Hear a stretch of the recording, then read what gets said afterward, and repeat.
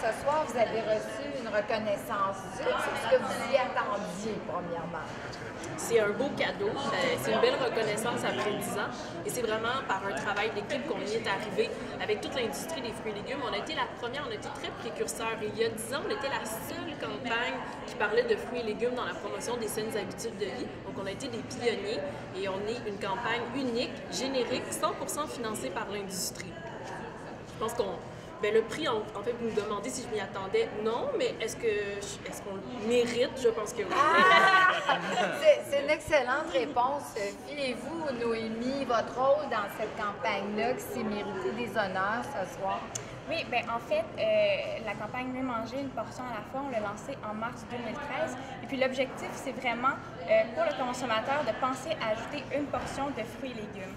Donc, on s'est dit que c'est une campagne qui va aider le consommateur à avoir de meilleures habitudes de vie. Et puis, on mise beaucoup sur la notion de plaisir de manger les fruits et légumes. Donc, bien entendu, la santé, mais quand on ajoute une portion de plus de fruits et légumes, c'est encore plus savoureux, c'est encore plus coloré dans l'assiette. Puis, c'est aussi une campagne qui va pas à pas, qui est une démarche positive pour le consommateur. Donc, c'est encourageant pour lui d'atteindre ses objectifs.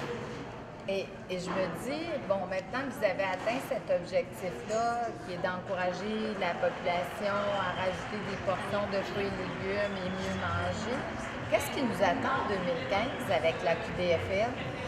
Bien, il y a encore 50% de la population qui ne consomme pas le minimum de 5 portions, donc ça reste un défi. Donc, on a encore plus de trucs et d'accompagnement concret à faire auprès du consommateur. On est dans la bonne voie, mais on voit qu'il y a encore besoin d'accompagnement.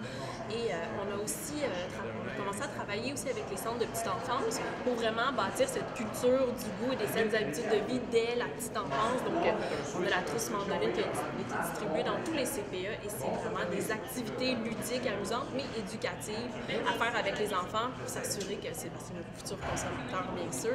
Donc ça, c'est une avenue qu'on va privilégier dans les prochaines années. Mais de garder le même message, ça a été payant pour nous, hein, le 5 à 10 après 10 ans. Donc, je pense que mieux manger une portion à la fois est là aussi pour quelques années encore. Puis sinon, en 2015, dans d'autres choses qu'on peut regarder, il y a le site web de gem5à10.ca où il y a plein d'informations. On parlait avec la campagne d'avoir plus de trucs. On a plus de 80 trucs concrets pour ajouter des portions de fruits et légumes, des outils qu'on a fait sur mesure sur des produits en particulier, des recettes par les membres de l'industrie aussi. On a une belle page Facebook où on inspire le consommateur aussi à bien manger. Donc, c'est toute sorte d'initiatives à garder en tête pour 2015. Bien, outre des campagnes et un bébé en santé, pour vous, Sophie, qu'est-ce que je peux souhaiter à la QDFL en 2015? Un autre 10 ans de succès et de partenariat avec l'industrie et de support de la part de ses membres.